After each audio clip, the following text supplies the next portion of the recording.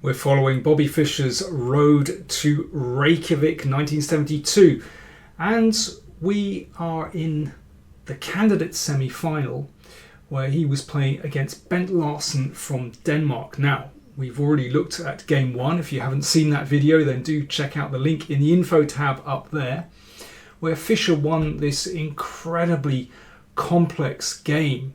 So that meant that he was on a roll of, well, 6 straight wins against Taimanov, and then he won the first game in this match. So what would happen in game 2, this time Larsen with the white pieces? So it starts out as an English, but it quickly transposes into a Marozzi bind position, or you could say an accelerated dragon like this. Fischer was very comfortable with playing a kingside fianchetto, of course, because he played the King's Indian with black, and he had a little bit of experience with this system from the black side. Bishop g5, you don't have to play bishop g5 here, you can play bishop e3 as well, but I have to say I quite like bishop g5. Knight d5 can be an important part of white's strategy when the bishop is trained on pawn on e7, so really black should play h6 to drive the bishop away, but then white can argue that that has weakened these pawns here. So it's an interesting system from Larsen. So now finally there are threats against the queen, a discovered attack. So the queen drops and also gains a tempo. So yeah, I like this bishop g5. But black's development is pretty harmonious. The only thing is in this position that black is really cramped. You can see these pawns denote the Marozzi bind, and black is going to have to try and break out at some moment. Usually with this pawn advance, pawn to b5, or create some kind of pressure against white's centre. Now, whoops, beg your pardon. Here's an interesting moment in the game. It's possible for white to play solidly here, for example, to protect this pawn with pawn to f3. And, you know, rook's in the middle, you know, maybe go for knight d5. But characteristically, Larsen went for f4 himself. I should say that Larsen was a great exponent of the black side of this position. But f4 is really ambitious and absolutely typical for Larsen. You know, he loved to take the initiative. Of course, this looks very pleasant, you know, potentially f5, potentially e5 sometimes, but it does mean that this pawn is slightly weakened. So let's see how this works out. So rook c8, putting pressure here. Queen a5.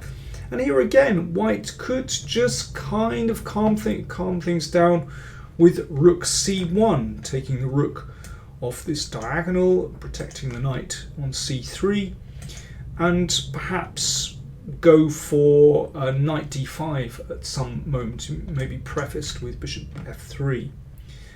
But Larsen plays a3. Now this is a really ambitious move, looking perhaps to play b4 in some variation. So for example, if b5, this classic counter-attacking move, and if the knight takes, then well, the queens are exchanged, and this pawn ultimately is going to be en prise, so that's one of the ideas. But if b5, then white can push on and play b4, so now we see the point of a3.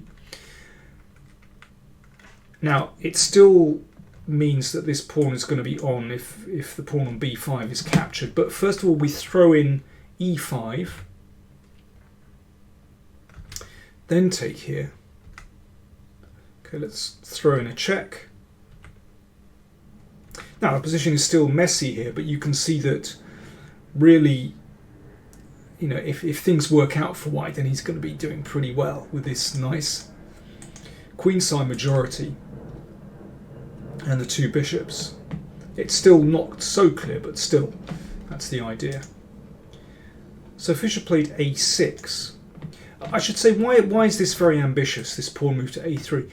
There is a downside to this, that it does actually weaken these pawns a little bit, and if this pawn advances, then obviously this c pawn will be vulnerable as well. So it's kind of a long-term weakness, you could say. But Larsen is pushing on, attacking the bishop. Bishop drops back, and now b4, and the queen goes to e5. So this involves, for both sides, incredible calculation. Probably more calculation for Fischer, as he had to make absolutely sure that this queen wasn't getting trapped in the middle of the board. You know, this is quite scary. Well, first things first, what happens if this queen is simply attacked? Bishop d4, in fact, isn't any good because of knight takes pawn. And if bishop takes queen, then knight takes queen. And yeah, something similar happens with bishop f4 as well. So rook e1 from Larsen. So this is interesting. He's sort of, you know, wants the queen to perhaps take it, you know, this pawn to be captured, and then we can see that actually black's king could be rather vulnerable on these diagonals. So Fischer plays bishop c6, and this is an excellent move. I find it very interesting to see black's system here. In a way, it's a typical Sicilian counterattack. Black's structure, although it looks very modest, black's pawn structure is very flexible. There are no, you know, big holes in black's position, and black is counterattacking against these pawns that have advanced. So this is a case of black kind of inviting pressure but hitting back at weak points. So, well, here's an example. Here Larsen played bishop f4. But what about bishop f3 to secure this pawn? Well, then knight d7 attacks this knight down here. Knight drops, and now, okay, things could be looking a little bit precarious for the queen, but the queen drops to f6, and then the knight will come into e5, and, well, that's a beautiful square for the knight. And then we can see that these points all start to look somewhat vulnerable for white. Yeah, nice counter-attacking position. So Larsen in this position, after bishop c6, decided to take the plunge with bishop f4. So now we get a lot of exchanges. Knight takes pawn. So if bishop takes queen, we've got knight takes queen.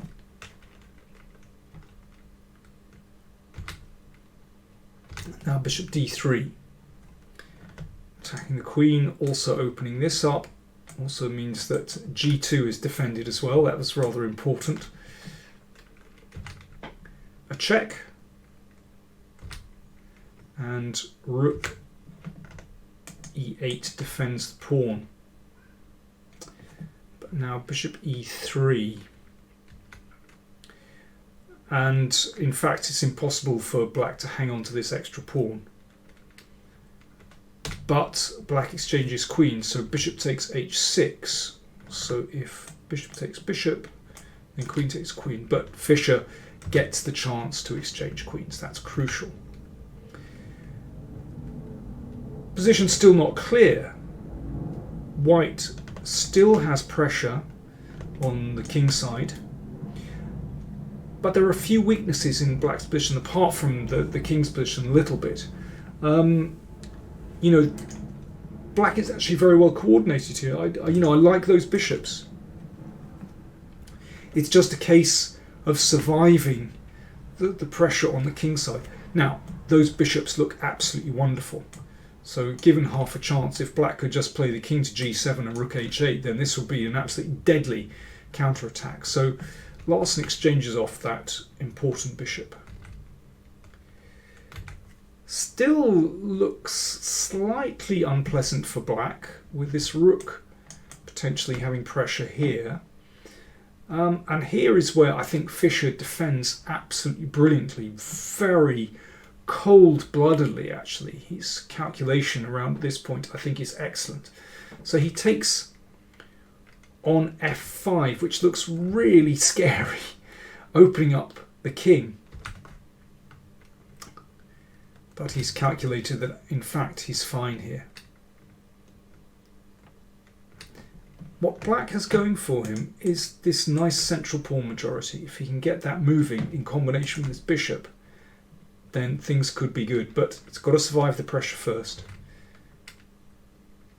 Check, and the king comes up, and h4.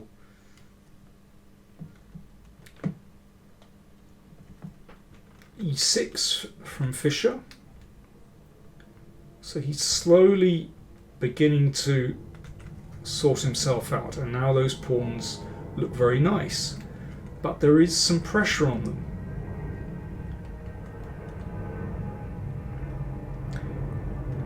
It's interesting to see how Larsen plays this next bit of the game. You know, so far in this game he's advanced his pawns. You know, this f pawn has come up the board. He's played a3 and b4. He's also advanced the pawn to h4. If you compare the two structures, I think this is really interesting to see. Black's structure looks pretty good to me. Yes, there's a bit of temporary pressure, but if you compare with white's and white's pieces, then, you know, I like black here. But it's not clear. But Larsen continues this strategy of advancing the pawns, you know, using this initiative. It's kind of kick and run chess. And the point is this: the bishop, of course, would like to maintain its presence on this long diagonal looking through g2 to the king and securing the pawn, but the problem is that there is a pin, which obviously, well, wins a pawn, gives white the advantage. So the bishop actually has to drop back off the long diagonal in order to maintain protection of these pawns. And if black sorts himself out here, you know, with for example, exchanges rooks, brings the king forward and starts pushing the pawns, there's no doubt that with this beautiful central pawn mass that black is better. Particularly, you know, when white's pawns are so ragged. This is the danger with what Larsen is doing. If one thing goes wrong, he could be worse here.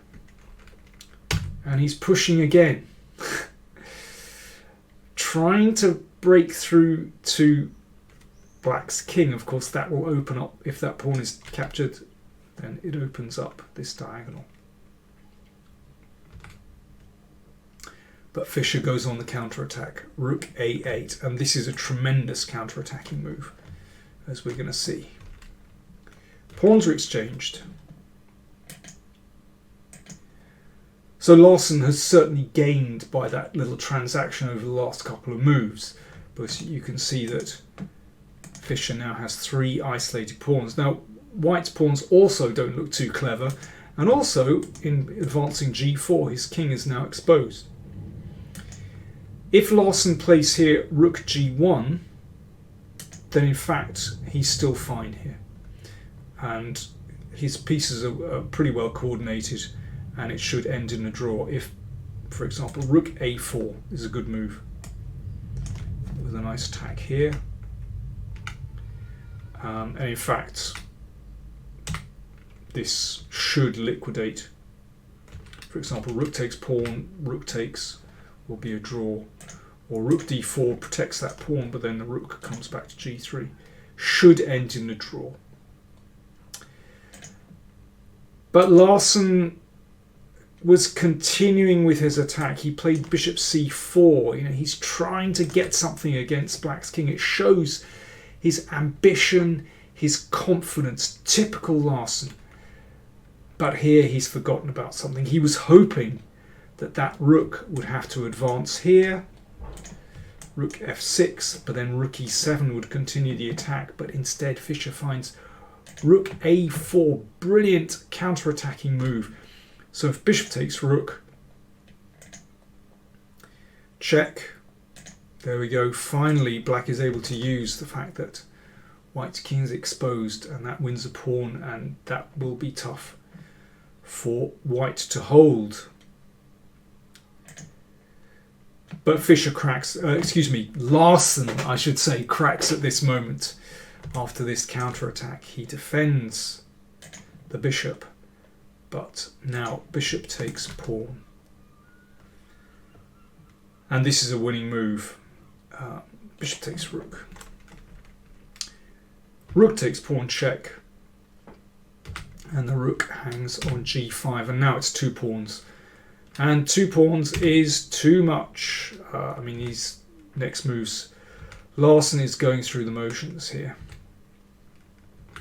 And Fischer's technique, as ever, was excellent. So he's just kept everything solid on this side of the board. His king is safe. And now moves into the attack, actually. This is very nice technique from Fischer. So white's king is trapped on the back rank. And now he goes over into attacking mode. Super solid. That's one thing. Making sure everything is protected before he starts advancing, before he makes progress. And here is a nice move, king e3. So you can see the bishop shields the king and prepares the advance of the f-pawn. In fact, it's now mate. This is very nice from Fischer. King f4, beautiful move, covering the g3 square and preparing rook h1 and checkmate. And at that point Larsen resigned. I think a tremendous counter-attacking game from Fischer. Not an easy game. He had to defend really carefully. But what a contrast between styles, actually, with Larsen advancing these pawns, and finally that led, after one inaccuracy, to his defeat. But Fischer really had to hold his nerve in that game. So Fischer had won the first 2 games of the match. Psychologically, a terrible blow for Larsen. Could he recover? Well, let's see in the final games of this match, which I'll be covering, of course, on the channel. If you're not a subscriber, then do click on that subscribe button down there. And if you want to support us, then do check out the links to PayPal or patreon.com in the video description. You'll find it down there. Thanks for watching.